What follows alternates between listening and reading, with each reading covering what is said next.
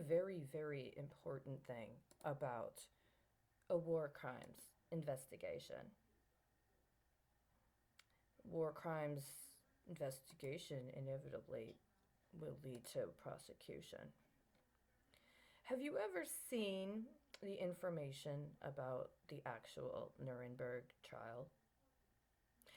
Do you know they constructed a facility specifically to hold the Nuremberg trials? Did you know that?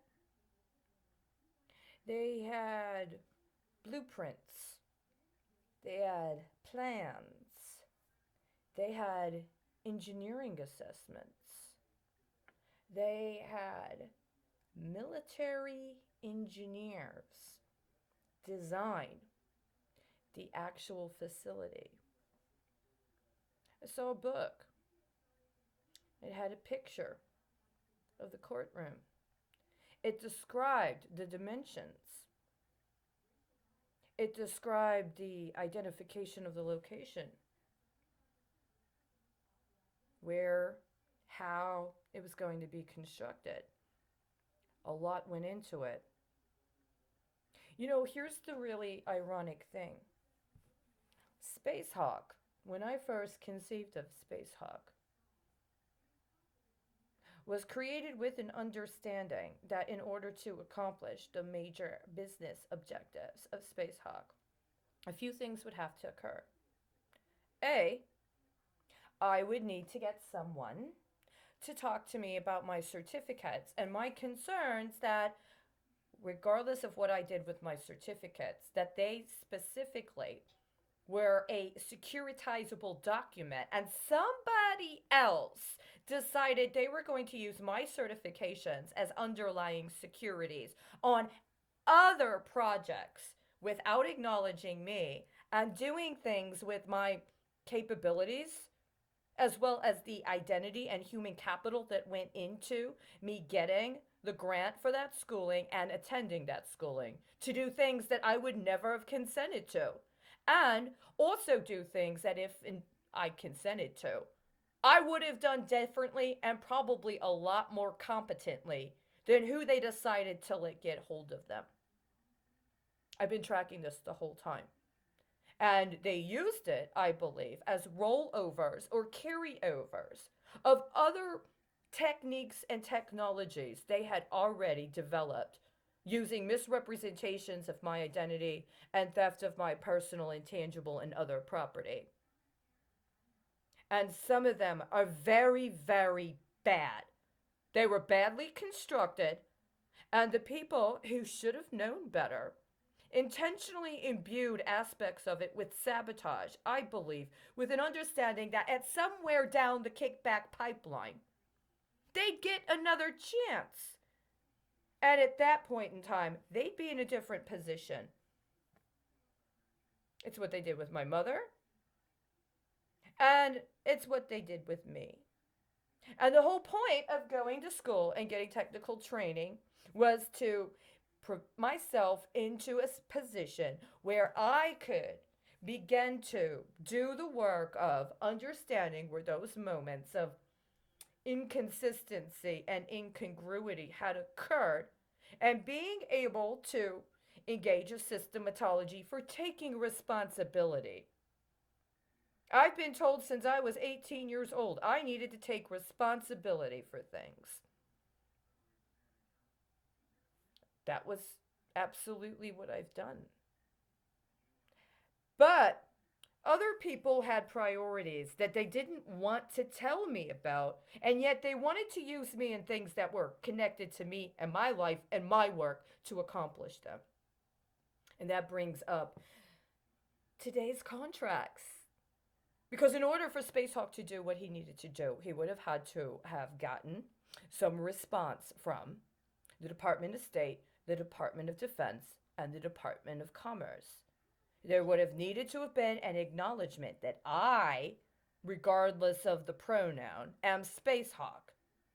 That it was me and my life and my skills that were used in the development of concepts and techniques connected to and through Spacehawk that were meant to accomplish very necessary goals. Very significant high profile goals that, in order to be successful, needed noting in the kind of security one gets when their life has already been used by the Department of Defense, Department of State, and the Department of Commerce. To ignore me, to pretend I don't exist, does not serve anybody's purpose. Unfortunately, we've crossed the threshold of plausible deniability. I can't pretend I don't know who the Department of Defense is, and the Department of Defense can't pretend it doesn't know who I am. Even if you're a contractor with one of those departments, you can't pretend you don't know. Your ignorance or your feigned ignorance has quantum implications that are far too substantial to try to program with a background of a pre-adolescent voice saying, "We're not supposed to disclose." We've moved beyond that point. I needed for one of those three departments to get back to me to confirm the noting in order for me or anybody else connected to be able to move forward safely. And they've just refused for over 3 years. They've refused. I've contacted them through 2 different senators and directly in writing. There's no legitimate reason why they have not responded formally and directly in over 3 years.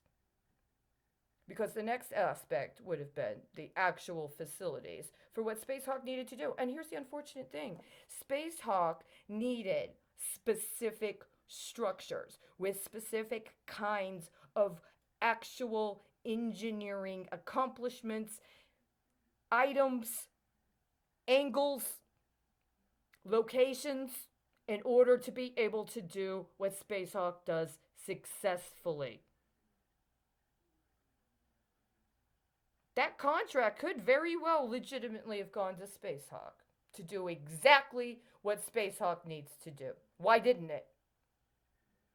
Why did I not get contacted? Why did my team that I trained with, who were absolutely the kind of people I would have needed, we would have needed to be successful, why were we not contacted? Why were we not given the facilities, the consideration, the resources, the security we needed in order to be able to do those things successfully? If you've been able to use and harvest me this long, you already had access to my stolen business plan, which, by the way, I created prior to that CBRN report issued by the 4 major branches of the military and dated for October 29th of 2018.